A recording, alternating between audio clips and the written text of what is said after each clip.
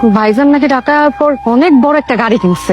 গাড়িটা যদি পাঠাই দিত তাহলে কামগো এত কষ্ট হইতো। এই একই রিক্সার মধ্যে এত গাদাগাদি করে যাইতে হইতো কোন। গাড়ি না পাঠাইছে ভালো আসছে। তোর যে বমি করার অভ্যাস, গাড়ি তো বমি করে বাসায় দিতি। ঢাকায় আসতে আসতে 5-6 বার বমি করছিস। আচ্ছা আব্বা, আমরা যে ভাইয়ার ভাবির বাসে যাইতেছি এরা কি এটা জানে? ওরে খোদা জানবে না কে? তুই মনে হচ্ছিস কি যাইয়ে দেখ পানি জামিল আর জামিলের বউ সব রান্না বান্না শেষ করিয়া আমাকে জন্য ঠান্ডা শরবত বানায় রাই দিয়েছে। আমাকে জন্য বইছে বইছে দেরি করতেছে যে আমরা কখন যাবো, আমাকে খাওয়াবে।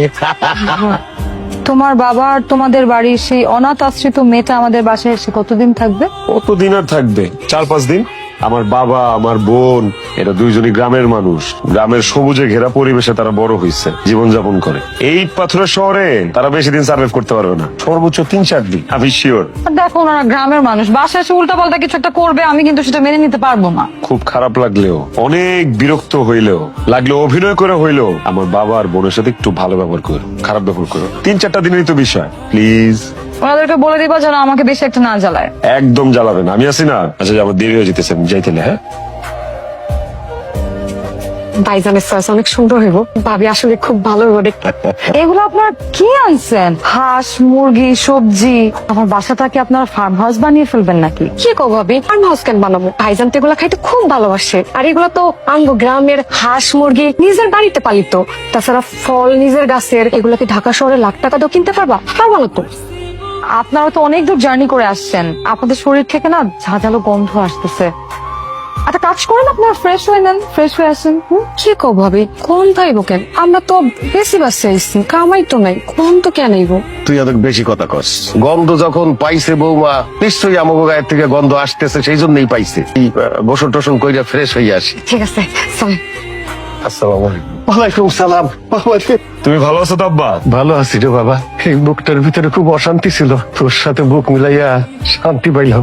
রাস্তায় কোনো সমস্যা হয়নি তো আসতে? সমস্যা হইব কেন? আমি থাকতে কোনো সমস্যা ধারে কাছে আইতে পারে? পারবো না। কে গেছিস না? কেমন আছিস তুই? ভালো আছি, তোমার সাথে দেখা হওয়ার পর অনেক বেশি ভালো আছি। বাবা, এই তোরা তো নিজেরা বিয়ে করছিস। গ্রামের বাড়িতে তো কেউ কিছু জানে না, আমরাও জানতাম না। তাই সেই জন্য আমি চিন্তা করেছি যে এইবার ঈদের পর একটা ছোটখাটো অনুষ্ঠান করিয়ে তোর শ্বশুর বাড়ির সবাই দাওয়াত দিয়ে একটা সম্বর্ধনা অনুষ্ঠান করতে চাচ্ছি। তোরা তো কোনোদিন বাড়ি যাস নাই, বৌমা তো যায় নাই, তো তোরা আসলি পরে খুব ভালো লাগবে। আমি গ্রামে যাব? আমি তো এর আগে কোনোদিনও গ্রামে যাই নাই। যাও নাই যাবা, তাছাড়া গ্রামের ছেলে বিয়ে করিস না, গ্রামে তো জাতিই হবে। যেমন ধরো বছরে 2টা ঈদ, তারপর জ্যৈষ্ঠী মাসের অর্গানিক ফল ফলাদি, পুকুরের মাছ, শীতকালের পিঠা পুলি, খেজুরের রস, এগুলো খাবা না? বৌমা এই টাকাটা রাখো, মাছ বেচছি 5 লাখ টাকা, এখানে 50,000 টাকা আছে, তোমার যা মনে চায় তাই তুমি কিনে নিও। ধর। এই টাকাটা দিতে এত কষ্ট করে ঢাকায় আসলেন কেন? মানে আমার অ্যাকাউন্টে পাঠিয়ে দিলেই হতো। দেহদি বৌমা কিরকম বোকার মতো কথা করতেছে। অ্যাকাউন্টে পাঠাই দিলি কি আমার বৌমার এই চাঁদ মুখখানা দেখতে পারতাম? আমি তো আমার মার মুখখান দেখতে আসছি, আমার কষ্ট হবে কেন? আমার মায়ের মুখখান দেখে আমার বুকের ভিতরে যে প্রশান্তি হইতেছে সেটা তো আমি তোমারে বুঝাই বলতে পারবো না রে বাবা।